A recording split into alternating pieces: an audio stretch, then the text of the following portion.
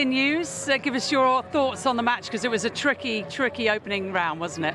Yeah, it was very difficult. Arthur is always a really dangerous player. Facing him in the first round is, I think nobody wants to, play against him in the first round. So happy with the level, happy that I got through difficult moments in the match, that I stay calm, stay positive, and just play such a great tennis. So happy with the win, and hopefully, continue with the winning streak. And in between here in Melbourne, I believe you've been in Bahrain, you've been to F1 pre-season testing. How inspired are you by other professional athletes? Well, obviously we are used to, doing our stuff, but when you see other professional athletes doing their stuff, it's super impressive. I love the Formula One. I'm supporting the Spanish one, but the way that all the drivers are doing and see them doing the precision, it's really impressive. Totally different way that we are prepared ourselves to the season, so it's great to keep some stuff from them, but just really impressive. As I said, it's great to do some fun things before the tournament for us. Thank you, Carlos. Thank you. The Mercian enjoyed the match despite its toughness and already holds his ticket to the round of 16. Carlos Alcaraz has started 2026 unstoppable.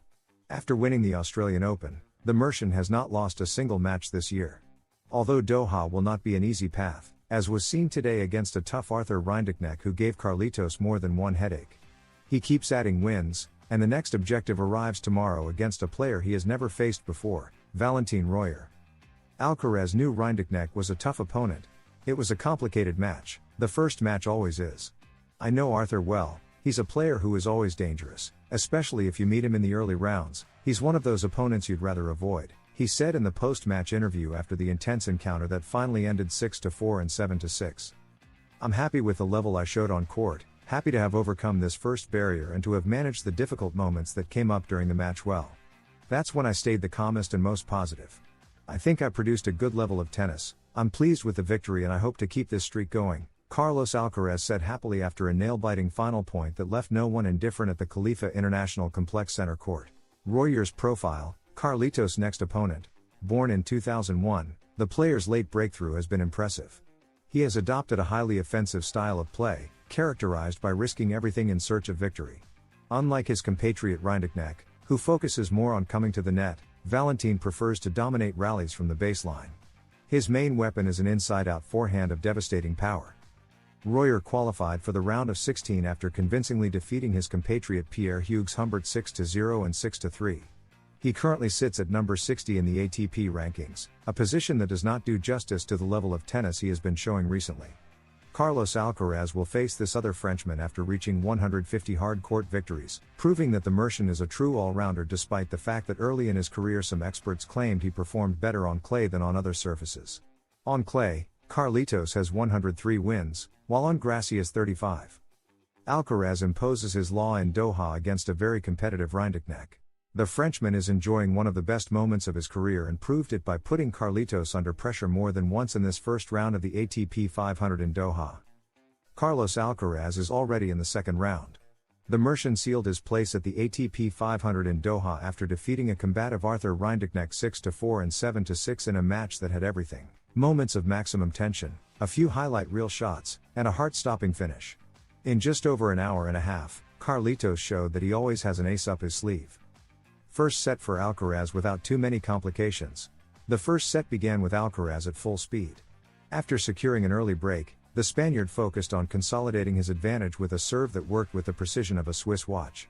At 4-2, he produced one of those moments of brilliance that makes the crowd rise to its feet, a delicate drop shot with exquisite touch that left the Frenchman rooted to the spot. Rinderknech, who at times seemed to unravel by sending returns into the net, did not give up and forced Carlos to work hard. Thankfully, that familiar vamos rang out, music to our ears, as Alcaraz closed out the first set 6-4 after 52 minutes of battle. Rinderknech did not want to hand the set to Carlitos.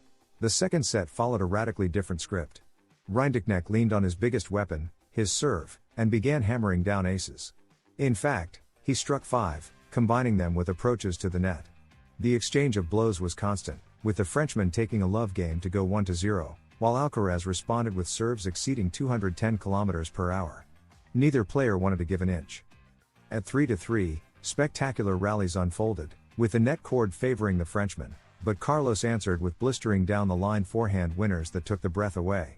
The tension peaked at 5-6. Alcaraz was serving to stay in the set and found himself under pressure at 30-40. He saved the first set point with a powerful serve, and after another threat from the Frenchman, he forced an error to send the match into a tie-break. A heart-stopping tie-break. In the tie-break, Carlitos' nerves of steel made the difference. Rinderknech struck hard with a smash, but an unforced error from the Frenchman on an inside-out forehand gave the Mercian some breathing room. Trailing 5-4, Alcaraz raised his level, secured the mini break and created 2 match points. Although the Frenchman saved the first with a brilliant return, Alcaraz did not miss on the second, finishing with an unstoppable forehand that sent him into the second round of the ATP 500 in Doha. The ATP in Doha sets the verdict between Alcaraz and Sinner with the official round of 16 schedule. It is a good problem for the ATP 500 in Doha, where for the first time Carlos Alcaraz, who reached the quarterfinals in the previous edition, and Jannik Sinner appear in the same draw. The Qatar tournament must manage the complications created by a different schedule than usual, as the final is played on Saturday, with only 6 days of main draw competition, from the round of 32 to the final. This means that Alcaraz and Sinner coincide in the order of play every day from the round of 16 onward. The Italian opened on Monday, the Spaniard began on Tuesday, the only break in their schedules. From now on, the organization will have to balance their match times under the premise that they could meet on the final day. There must be schedule balance. The ATP 500 in Doha delivered its first ruling between them, following logic. Sinner had enjoyed more rest, so he will open Wednesday's evening session. His round of 16 match against Australian Alexei Popyrin will take place at 7:30 p.m. in Doha, 5:30 p.m. Spanish Peninsular time. After that, Alcaraz will play, around 7 o'clock to 7:30 p.m. Spanish time, against Frenchman Valentin Royer, in a first-ever meeting on tour. Number 1 versus number 60. The tournament matches are broadcast on television by Movistar Plus. You can also follow Alcaraz's matches through the live commentary on the Mundo Deportivo website. The Middle East is making a huge investment in sport, and tennis is one of the disciplines receiving the greatest funding. Saudi Arabia, the United Arab Emirates, and Qatar are strongly backing the sport of the racket, and this February the tour, both women's and men's, is taking place with the presence of the best players in the world. In Doha, Carlos Alcaraz and Jannik Sinner will be in attendance thanks to a significant amount of money. After the WTA 1000 in Doha was left without Aryna Sabalenka and Iga Swiatek, the 2 best players in the world, the Qatari tournament did not want the same thing to happen with the men's edition, which is an ATP 500.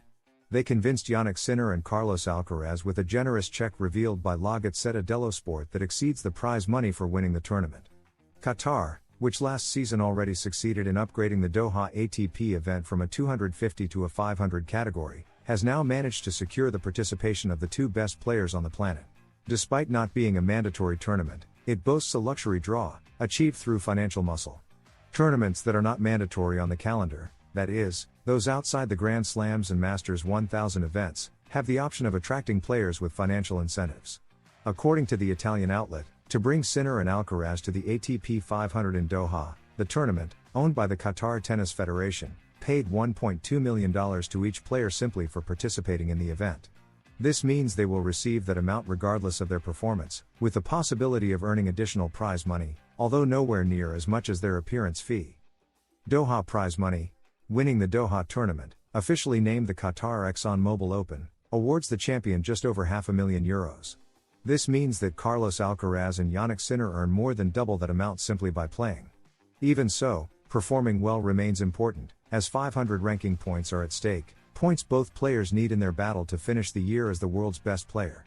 For now, Carlitos holds the advantage, although the Italian does not have points to defend until May, when the Masters 1000 in Rome takes place.